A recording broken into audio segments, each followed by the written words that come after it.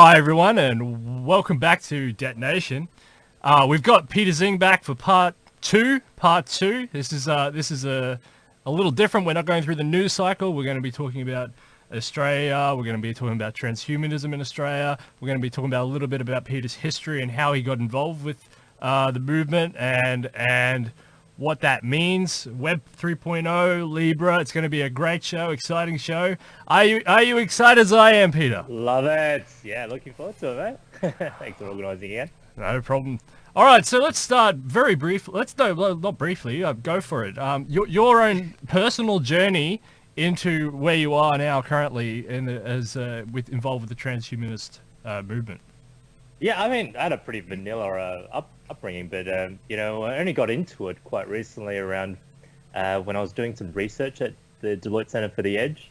I was doing my corporate job, reviewing things line by line in those documents, and I just wanted a bit of a change.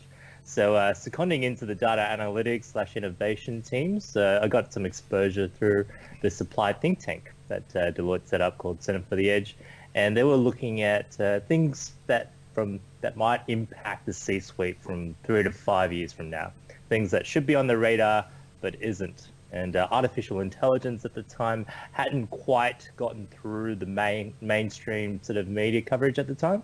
And deep learning really took off around 2012. So by 2014, it was just starting to have a real impact in the workforce. And that was the sort of research I was doing. And when we're looking at how AI would impact just about every single industry, from whether it's accounting or legal or in healthcare, these are the sort of things that we were researching. And what was really shocking to me when I was looking into this, the guys over at Singularity University in the United States, up by Ray Kurzweil and Peter Diamandis. Ray Kurzweil was talking about, this concept of the singularity, because, he's a futurist with a pretty good track record. I think it was 87% accuracy since the early days. And essentially being able to say that by the year 2045, AI could accelerate just like Moore's law, using his law of accelerating returns, to the point where it far exceeds every single human who's ever been living in this planet. So this intelligence essentially reaches a point that we can no longer expect to happen. So drawing analogy to the singularity in physics, in astrophysics, and the black hole, at the point of no return, essentially unknown physics at the time. So that might happen. It's called the technological singularity. And I thought it was fascinating. And I was like, well, who else is talking about this in Australia? Who's talking about this? I saw on the news, there was a guy by the name of Zoltan Ishvan running for the United States presidency at, I think it was in the early October, around that time. And essentially drew on the platform of, how do we treat the aging process as a disease? Because AI, longevity around biotech, all the research could indicate the point where we can extend our healthy human lifespans to indefinitely long. And so that was sort of things that were coming up around that time. And so, in Australia, I didn't see anyone else who was talking about it. So we created a meetup, just like everyone else, just, let's have a beer and see who else wants to chat about these sort of things. We hit the pub. There's about a dozen of us on the first meetup, in around 14 area, and we had a beer. And we bumped into a whole bunch of the guys you see in the community today. If you come along to our meetups, they're still there, and it's been growing ever since. So in Sydney, we have about 800 members, and we have monthly updates, monthly technology updates, meetups, and talking about the latest in AI and biotech and blockchain and those sort of emerging technologies. And just like how you're bringing these knowledge gains to the broader public, this is how we're democratizing access to that knowledge. What's the community ethos? What's the spirit like? Are most of the people optimists in the community, or some negative on the whole technological shift, and that's why they're joining? Or what's the reasons, and what's the sort of community feel with your members, for example? Yeah, and I mean, curiosity is really what's got them in there in the first place, and whether that's driven by excitement, positivity, or fear itself, because there's a lot of meetups happening talking about future of work and what that automation means to the future of work, and job displacements. You see Andrew Yang campaigning now for the Democratic nominee and talking about a universal basic income. So people are really sort of drawing in as this hype cycle that Gartner comes out with. So AI and automation was, at the peak of the hype around what it means in the next few years. Could have massive job losses around. They were saying eventually there won't be any jobs available, and the researchers keep on coming out talking about how many jobs it's going to happen. And you see in the headlines as well, the banks, the Telstras of the world, the NABs in the world, all talking about displacements of these jobs, but then hiring these technology roles to see how they go through that digital transformation. Now, people are inherently saying, well, every single task can potentially be automated eventually, but what does that mean for me? Does that mean that in the future I won't have a job at all to work? What does that mean? Is that my part of my identity to essentially be working in the workforce? And so people are actually just trying to find themselves in that community and trying to understand that impact for them. Yeah, because we see labor. It's interesting you mentioned labor because a lot of people are really worried about the labor issues. I had Andrew Reynolds on. He's a banking expert. We were talking about the RBA's decision to try to get more employment or full employment in Australia. They're trying to get it from 5 to 4.5, which is full employment. But they're creating hospitality jobs. That's all they're creating. They're just creating infinite amount of these hospitality jobs, and they're not creating high productive technological jobs. There's no focus on importing technology focus and things like that. So it's kind of like people who listen to people like you, and you're saying, oh well, you're not going to have a job. Well, there's more. These people are growing because there's an incentive by the RBA and by the government to create jobs, and then all of a sudden, on the other hand, the market's saying no, we don't. We can efficiently drive these out with robots. I mean, that creates a bad atmosphere, doesn't it? Yeah, I mean, that's the thing with the economists, right? They have their frameworks which essentially base their assumptions around, well, jobs equals, economic growth, the GDP factors, and that increases essentially as we get more production and being able to measure that, in a quantitative way. But when we look at the well-being of humanity as well as what it means to even work, those sort of things are no longer quantified in that same framework.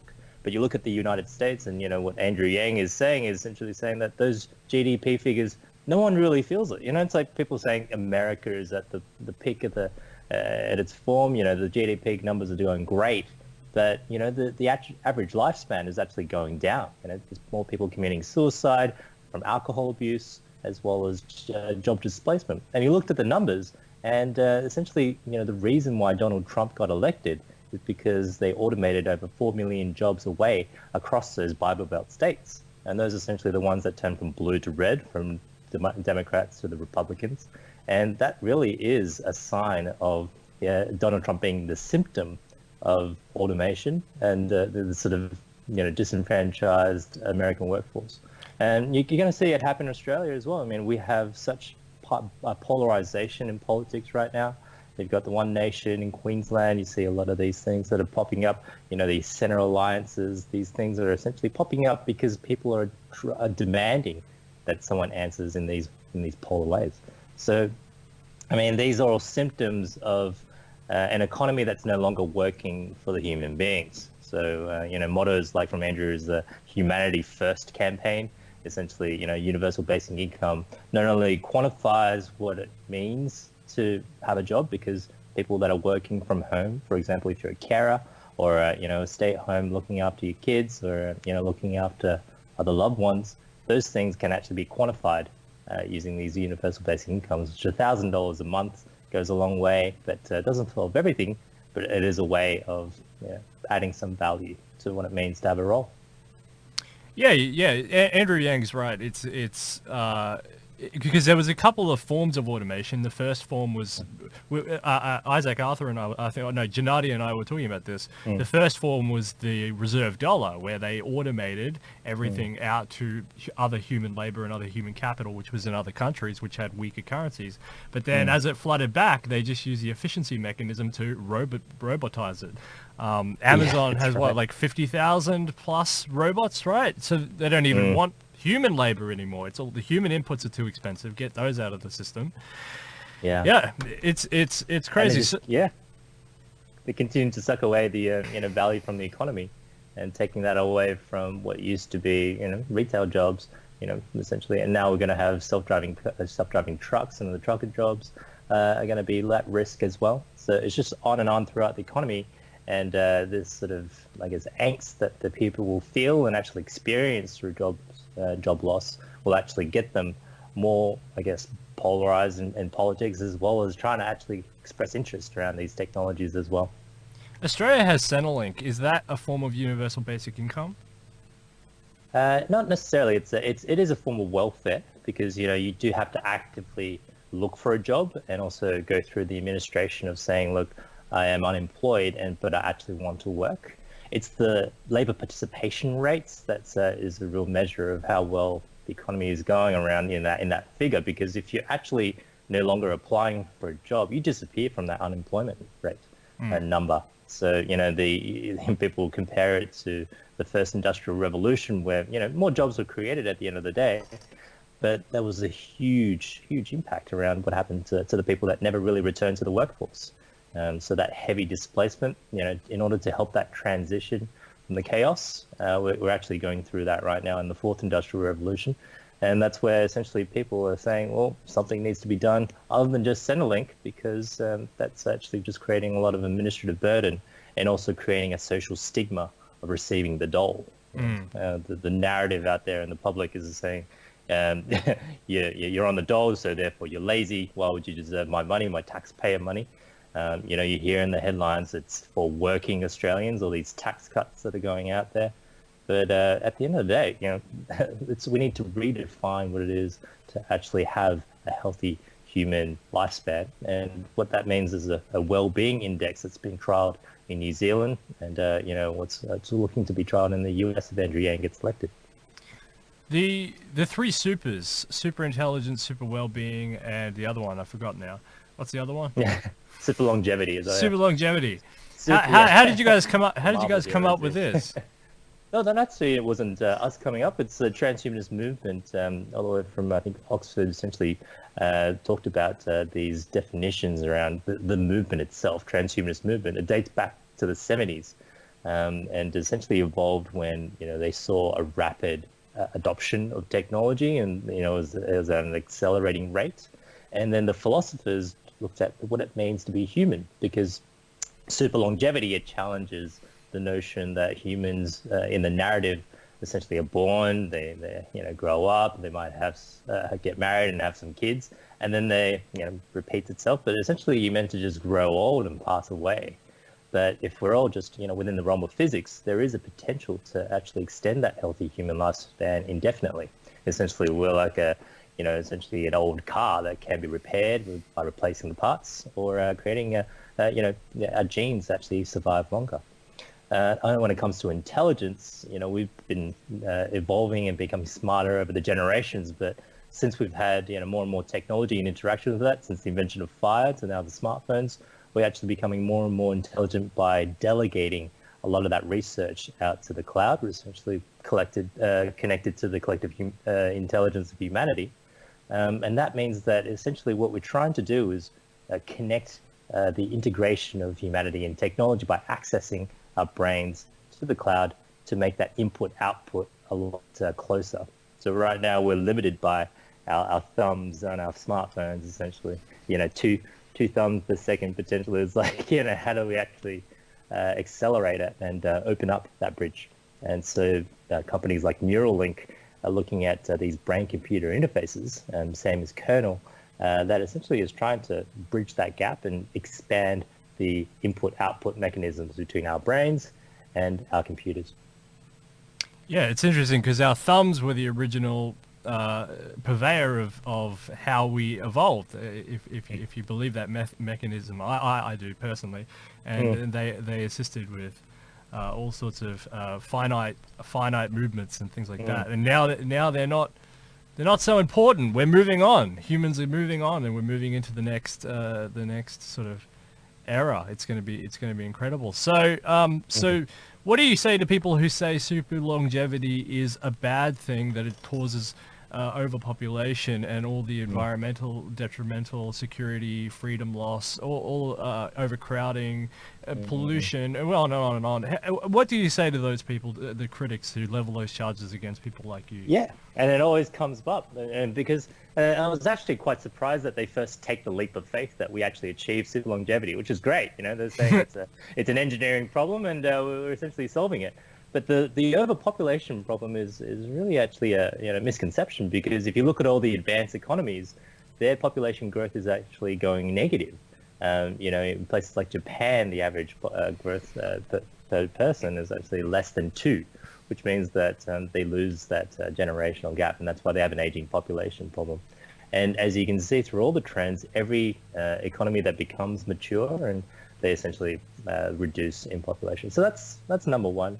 And number two, there's also, as an overpopulation trend, every single person gets a day old 1 day at a time, right? So it's sort of a linear problem, as opposed to, say, a baby boom where, after World War II, there was a lot of newborns. Essentially, that was the baby boomers, and you had a geometric problem of, a lot of people coming online at the same time.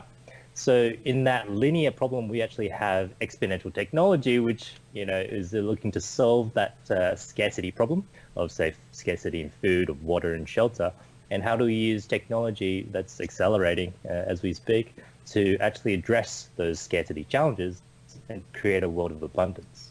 So that means, how do we convert seawater into fresh water, create abundant energy through renewables, and also looking at shelter, 3D printing to create new homes for the homeless as well. And, the Earth is really just within our imaginations, because there's also space and the future of that, and where we can actually go as a species. And so that's number two. And I guess number three is, well, if you look at like we were saying, at the end of the day, this overpopulation problem, well, what if we actually don't have a physical form anymore in the future? It's like, what if we're all decide to upload ourselves to the cloud, and that leaves away our sort of physical bodies, and this scarcity challenge of having to take up a lot of resources, when all that really matters is our minds. And if our minds can be powered for a lot less energy than it does for a physical body, then we can actually create an abundance of life and intelligence out there. Yeah, there's the Dyson sphere dilemma, which would answer a lot of this, of why the Fermi paradox, essentially why there isn't other civilizations within sight, because either they've been through this transition already and they've all decided, well, it's much better to be uploaded to the cloud, and they're all gone and they're just sucking the life out of a sun that we can't see, or they died out, or they haven't appeared yet, because the universe is still quite young. It's only 13 billion years old. There's a lot of universe left to go, especially within this sort of time period of galaxies and stars and things like that, where there is a potential for life. It's a short time in relative time to the length of the universe, but it's actually quite a lot of years. So maybe there's some of the Fermi paradox stuff there. Maybe we are part of the Fermi paradox, and we're going to decide that the physical universe can get stuffed, and we're going to... Not right. sure. And, that's right. And for the practical arguments around there as well, around if you're a humanist, you're saying, well, ethically, overpopulation, we're screwing over the next generation, or our future generations.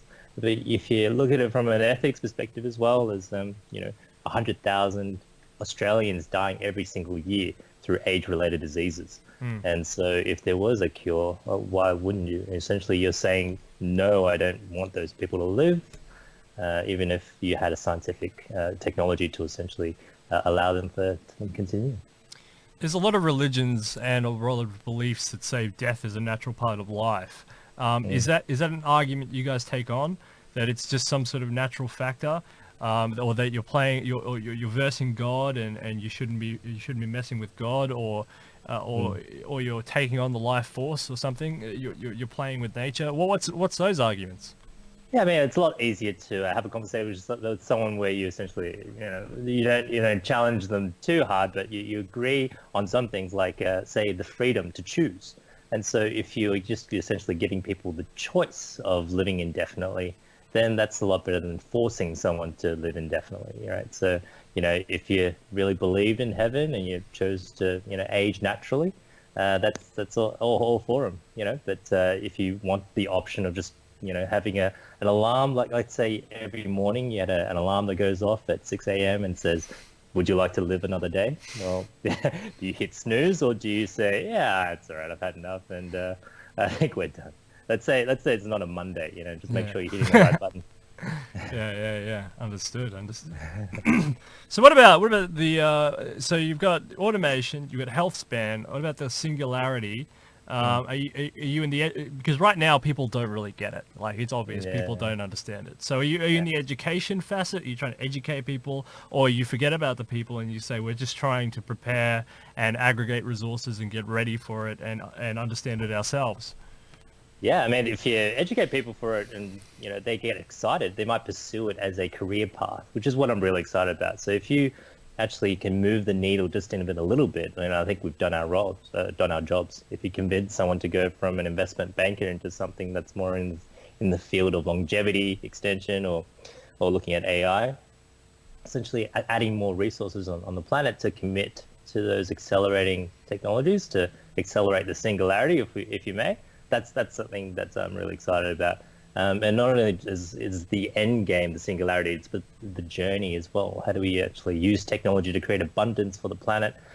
We talked about the three supers. That last super is super well-being. So, we did mention food, shelter, and water, and essentially using technology to create that abundance, but helping people elevate across the Maslow hierarchy of needs, to make them feel more socially connected, to have them, feel more fulfilled in what they do, rather than just in a day in, day out job, essentially just waiting for the weekend every single week. You want them to actually drive, follow what it is that makes them passionate about and getting out of bed every single day. And so what really excites me is getting people to actually work towards accelerating those technologies. So you think the post-industrial era fulfilled the bottom layer of Maslow's hierarchy, and you guys are now trying to achieve the top, the top of the pyramid, for example, the social, it's emotional. It's always filling gaps, right? There's always there's still a big homeless problem in Australia, and there's still gaps to be filled all the time. So when you're creating more abundance, it means that it's not just available to the few, but it's available for everyone. And it's democratizing that technology and making it demonetized. So that's where you essentially don't have to worry about spending money to provide it, because that's either can be provided by the technology being so cheap that essentially can be provided on a freemium basis, right? Or provided as an incentive by government to have a healthy population.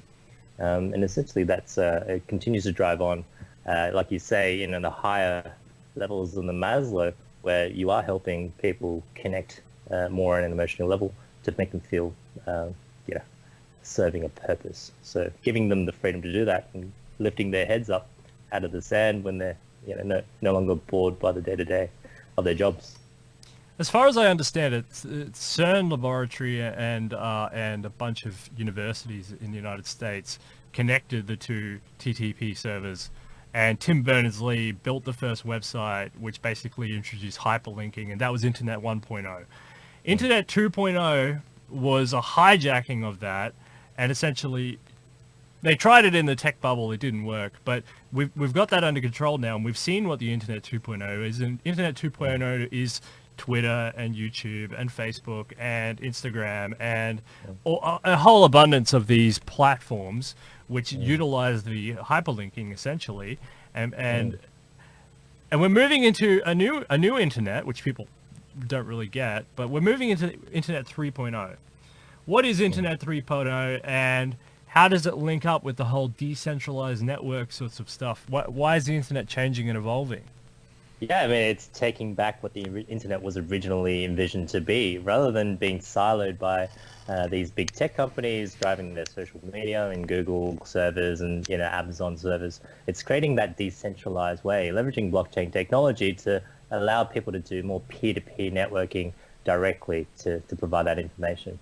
We talked a lot about these protocols, that were invented, like TCP/IP of the first internet. Well, there are now protocols now using blockchain technology to provide you with the ability to not just retain your privacy, but enable you to monetize that yourself. So giving people consent to use your data and being able to get tech companies who use that data for their profits to essentially pay you a wage. So that way it sort of, can potentially fund the universal basic income. Technologies out there include things like Tide protocol out there. There's a whole suite of raft of things. Home encryption, so you can actually use that technology to maintain that privacy of data. So your data is not actually breached when they run analytics, but if you give consent, they actually track that and allow you to be incentivized for that. And so it's taking back for the user, the internet. That Web 3.0 is still being built, and James Berners-Lee's Solidity program project is still going. I know a few of those colleagues that are working with him on that, and it's something that needs to get done. Same with how AGI has been developing artificial general intelligence. You don't want that coming out of a silo through, the Googles and the Facebooks, because, anything that these existential risks are usually more dangerous when they're developed in the hands of a few versus being democratized and developed in the hands of the many. So if it's an inevitable, you want to make that as transparent as possible. And so it's a project like, SingularityNET, essentially trying to achieve that, trying to create a network of networks to be able to have these sort of Web 3.0 approach to developing AI, putting that onto the network and using microtransactions and, tokenomics to be able to incentivize people to get paid for their AI programs. And eventually these narrow AI programs can outsource to each other to create eventually something that can solve general problems. And that's how they're looking to create general intelligence on the blockchain. Because artificial general intelligence is what you really want to achieve in a way of problem solving, because all the rest is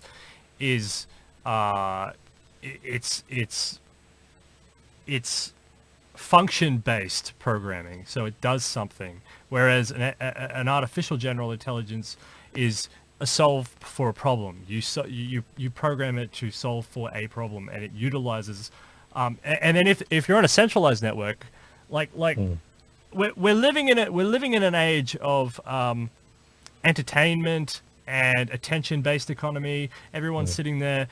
We can talk about the Libra for a second. Because this is the internet that we live in.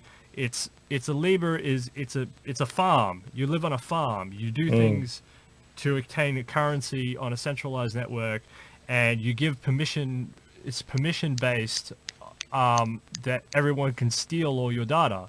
We're having a chat about McDonald's, and suddenly, bang, McDonald's appears, all right? An ad for that, because we on permission-based apps and permission-based centralized economy, they need our attention, and they get that through stealing your property and your data, which you give permission for. And we've learned about this through people like Julian Assange, and Prism, and other things like that. So the Web 3.0, if it's on a decentralized sort of blockchain platform, do you think that people will feel, and the conversation will shift away from privacy because they'll feel more secure in their transactions and in their interactions on the web? Yeah, I mean, it does take a lot of trust, but if it's a trustless sort of ecosystem, then I think people will move away. I mean, ultimately, you see in China as well with these privacy issues, they never had that in their culture before. And so they're actually just doing it, providing the information out of convenience. And that might also, eventually evolve in the future societies where we give away privacy for convenience. And if there is sort of no risk around that coming back and biting them, right? What are the sort of acceptable protocols around, freedom of information, but also rights around, you're essentially, need to be proven guilty, right? As opposed to the other way around. What you're actually seeing with these permission states with Libra, you're actually creating that environment where, initially all these innovation triggers come out, there's a lot of hype, and people come out and say, well, this is going to change the world. And then the big companies start paying attention, and they develop something in the background, and they release something that actually will get mass user adoption, but it's for the benefit of the corporates. and you can see their 27 partners themselves. This is going to have a massive impact in user adoption, 1.7 billion users out there. So essentially, they're going to get free interest profit out of the deposits that people make in exchange for Libra. So the Swiss bank account is going to be very profitable for the partners. And, trust Facebook, they're not going to be sharing their data or anything, using their data for anything at the moment, but they will become a financial services company through the Calibra wallet. And that means that they will use those sort of metadata around your transactions to predict and, target you around future products. And that is a great growth engine for them. But for society, it's a setback around that sort of future that Tim Berners-Lee might have. Hopefully it is something that is, just going to challenge the regulators on, at least, to weaken them, at least to make them understand these technologies, and eventually an adoption of a permissionless, cryptocurrency, and that might actually work out. But in the meantime, Facebook might be the first ones to crack this. It's going to be an interesting fight between the central banks and the people behind me, the big banks, the mega banks, City of London, City of Wall Street, all these guys, versus Facebook. Because, the people who are going to make bank out of this will be MasterCard and PayPal, and because they'll transfer money all day. They don't really care. Yeah. They'll take the transaction fee from Libra to fiat. But these guys are not happy because that's killing their business model. And they might come up their own. That's why they're working on their own sort of cryptocurrencies. And the JP Morgan coin that's being used into trial internally, and Goldman Sachs announced their own coin as well. So there could be a coin fragmentation out there because every bank's trying to sort of dominate the world, and the big banks in Australia are probably thinking about it as well. So what you're actually seeing is that, who will win? Maybe it is the reserve banks that will issue their own digital currency, and that settles it for a lot of the people, because at the end of the day, who's going to mint it for the governments? Well, unless you have a new world order, create your own techno-anarchist society of minting your own global digital currency. But in the meantime, within the regulations, it might be the reserve banks that do it. So where does your party sit on Australian or your beliefs, your organisation on education in Australia? There's more talk in Parliament. They're chirping away about STEM. I don't think they really understand, but they know they have to say it. So Yeah. Is there movement on STEM fields? Is STEM important, or are they still lagging behind? I mean, it's good that they've come around at least, on the STEM issue, but it's sort of, it's maybe too little too late, because coding could eventually become redundant as well. I mean, we're looking at all these automations and democratizations of coding itself. So auto MLs out there. You don't have to learn machine learning or have a data science background to be able to do predictions now, because essentially it's made it so easy that it has automated some of the mundane tasks of a data scientist. So, learning how to code is just like could be learning Japanese, like, back in the days. Essentially, that could be popular at the time and become just a fad, and essentially become quite a repetitive task that could be automated down the track. And so, STEM fields, it's always good to actually just develop these critical thinking and, understanding of physics and, trying to solve problems with those. So that's why it's good in a STEM-related way, with actual science and technology and engineering and maths as sort of the core things that you might need as building blocks to help you solve those problems and get to that critical thinking stage. First principles, we talked about Elon Musk in the last one, where essentially he builds out starting from the physical realities of possibility and then building on top of that. So rather than using analogies to try to create innovations by looking at what else has been done in the past, it really limits your imagination as well as your engineering prowess. So those sort of things, having, I think in the future, deep domain expertise, but also a wide variety of, understanding around emerging technologies, being able to combine those concepts, convergence onto that one problem that you're a deep expert in. That's what's going to make you really successful in the future. Obviously becoming a cyborg too will help, tapping into that cloud as well. It's sort of like you don't need to know how to build a car to use a car, sort of thing. Yeah, there's going to be an abundance of technologies, and as long as you know how to leverage them to create new things and to do things with them, It's like math, right? Math exists, but if you don't know what to do with it, it's meaningless. Yeah, that's So, right. so Same with the memorization and things, like, if you're able to have essentially a device that can help you, tap into that memory and augments your memory, what would you have to remember those things? And plus, you already are outsourced it in the cloud. absolutely. So Australian Space Agency. I know the Science Party, which is James Jansen and Andrea Leong over there, the Science Party, and I know you're involved with that somehow. I can't remember how, but you're involved with that. Yeah. Have a space agency policy, and it got scooped by the Liberals. Are you happy or are you sad? Yeah, really happy. Got scooped by the Labor first, and then eventually got through with the Liberals. I mean, as an exec member there, I mean, it's really just about building the movement through transhumanism and getting those guys interested and how to actually develop policy that might, be scooped eventually and get adopted, which is kind of like, the immediate impact that you can have. That's not very Machiavellian, though, is it? Yeah, no. That's very benevolent. Oh, well. It's very, very evidence-based. Yeah, that's right. And I know James and Andrea and those guys, they're essentially there for the long haul. So it's not about getting these, quick and dirty wins. It's about building that sustainable future of, what it means to have a society that is using evidence-based policy making to make real change. And so they're there in the long haul. The transhumanists that are interested in having an impact on Australian politics, yeah, definitely check out Science Party. And, after the federal election, they've received so many new members. There's a New South Wales branch as well. And, make a difference by actually writing up policy and what you think the future of Australia should be. And, yeah, maybe just like the Australian Space Agency policy, you could just get scooped up on one of the larger ones and get in there straight away. Or in the future, when we do get a seat in the election, have that sort of sway when you have these hung parliaments in the future. Because I noticed in Darwin, the Americans have just done some work up there with the new SpaceX or NASA or something. Were you following that story? Do you know that? Do you know about that story? Yeah, I mean, like it's really cool because we're in a very strategic position in the world, being down under, and it gives you a lot of more flight time and space exposure. And Australia's got some brilliant minds. We have really good intellectual capital to be able to use that and apply that, and we punch above our weight. So it is definitely something that we should be pushing, and Adelaide's a great city, essentially just to showcase what that means. If you have an entire city that's driving blockchain and space and batteries, so how do you actually get governments to be excited about that and play our part in the global scheme?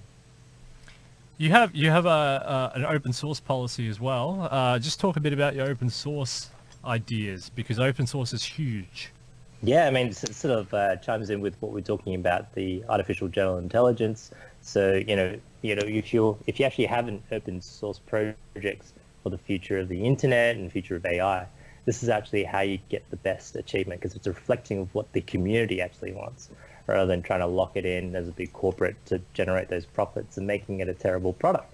And so, products out there like OBS Studio, making the best sort of video and streaming software out there, that's an open source product. And it just shows that it is driven by the blood, sweat, and tears and the passions of the community to actually make it what they want it to be. And that's how essentially countries should be run. And that's how, the open source community and software development should be run.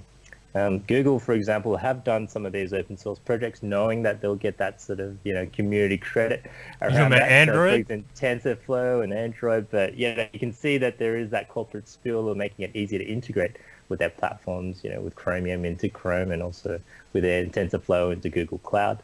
And so there is always that sort of that weird feeling and tingling in the back when you see corporates do the open source project. Yeah, you're wasting your efforts. They're going to take the sweat off your brows. That's it is. Shove, right? Yeah. Have you got a photo of or a picture of Sir Francis Bacon on your wall up there? Sir Francis Bacon, is it? The founder of the scientific method. Yeah. Yeah. He's got to have it. Yeah. We've got to do it. I think. I think what we need in the future is, if we actually get to Mars, we're talking about this in the previous one, imagine if we actually were to build that ground up society where it is an evidence-based sort of community. Would that, fail miserably straight away? That'll essentially be, telling. It'll be a very selective bunch of people that choose to actually live in Mars, right? So that's a way to start from scratch. But if you know anything about humans, they always carry strange stories with them wherever they go. They make up stories. They tell fables and myths and things, and I think they're going to drag on or perpetuate. My personal idea is that, but as a governance structure and as an entity of science and other things, we can take the best of that and we can formalize that. It doesn't mean that the lower society might have its own ideas. But I think you can enforce sort of formal structures, especially if you take decentralized blockchain and Bitcoin type decentralized confirmation methods, because then you can't govern without it, right? You can't. You have to. Everything is based on empiricism. Then, otherwise the system collapses. Yeah, that's right. I mean, Flux is really cool. They got really cool secure vote tech that's keen to check out and actually try out. See if we can get direct democracy going at the policy level and delegating things that you don't really care about and using the blockchain to have that transparency and security. But yeah, what I'm really excited about is the science, the scientific method going forward. It's probably because the world, the universe is a lot stranger than anyone can ever imagine. So the science fiction stories are only just a tiny reflection of what could be really cool out there. And I think as technology accelerates and we become more and more knowledgeable, it's the frontiers of science that's going to be the really interesting spaces that develop, because there's still so much that we don't know about the universe. All that, what is dark matter, what is dark energy, what the hell is gravity, right? And are we in a multiverse, are we in a simulation? These are the things that we will have enough energy to actually test out in the future, and then once we get there, we'll learn about the unknown unknowns as well.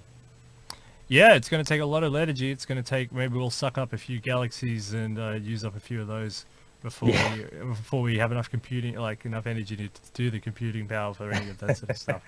I know what you mean. Yeah, it's going to be. There's a lot of unknown questions and a lot of things to do. So yeah, science is fascinating. So anything you want to say before we head off? Oh, right. I think the more fascinating we get about science, the more people will actually stop convincing themselves that they'd be bored if they live indefinitely. I think instead of just saying, okay, well, I don't want to keep on going to my boring day job every single day, they might actually start accelerating that knowledge and seeing if they can live to that future. But other than that, thanks for having me, mate. Albert Einstein said compound interest is the most powerful force in the universe. So if you want lots of money, just live a long time and you'll be okay. Yeah, that's right. That's what Warren Buffett's going for, right? Yeah, absolutely. Peter Xing, it's been an absolute pleasure. We're gonna have you on again over a long time. I want to get Meow Meow if we can on as well. Yeah, and talk about Science Party and talk about Flux. I think he knows a lot about Flux. Yeah, he's got lots to say, and I think he did the chip in his arm, didn't he? Yeah, exactly. We're to see how the real biohackers do it. Yeah, that's crazy. Peter Xing, thanks very much. Take care. You too. Thank you.